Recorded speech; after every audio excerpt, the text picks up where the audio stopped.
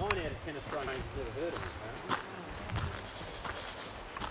But Eastern Quolls, they're a small marsupial carnivore, 1 to 2 kilos in weight, and I'm going to give them some cat biscuits here, which they're waiting for.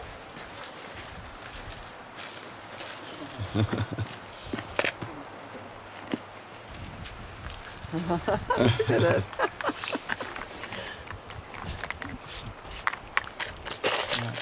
To look at them, they're Australia's marsupial version of a stoat or a ferret, that sort of animal. Like devils, Eastern Quolls live even shorter lives. An Eastern Quoll, 3 or 4 years is their average lifespan. And what they hunt and eat in the wild, they dig grubs out of the soil. Oh, right on his head. Often devils get the blame for it, but devils would eat everything on the chicken. Quolls, yeah, they barely eat one chook, but they just love biting the heads off all your chooks. And they kill swans as well, which is a fair effort for such a little predator. But the reason they're called Eastern Quoll, even though they're found all over Tasmania, is these were once found on the east coast of mainland Australia. Apparently very, very common at one time, from just into South Australia, through southern Victoria, up New South Wales and just into Queensland. The last one was sighted on the outskirts of Sydney in 1960. They'd introduced sometime before the red fox from England, and it hunted the Eastern Quoll to extinction on mainland Australia. So Tasmania is the last place you'll find these in the wild.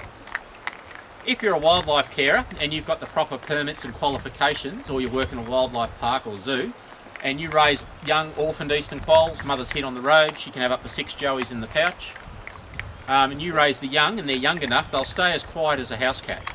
They toilet train themselves. They just find a dark, out-of-the-way area in your home where they want to do their business, and you just put a litter tray there and they'll use it.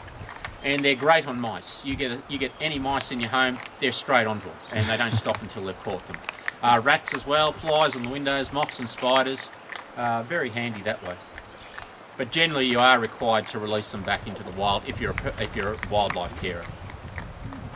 But unless maybe one was blind in an eye or had an injured leg that didn't work properly, then you'd be allowed to keep it. But yeah, they do release quite easily back into the wild. When do you have young ones? The breeding season just finished a month ago.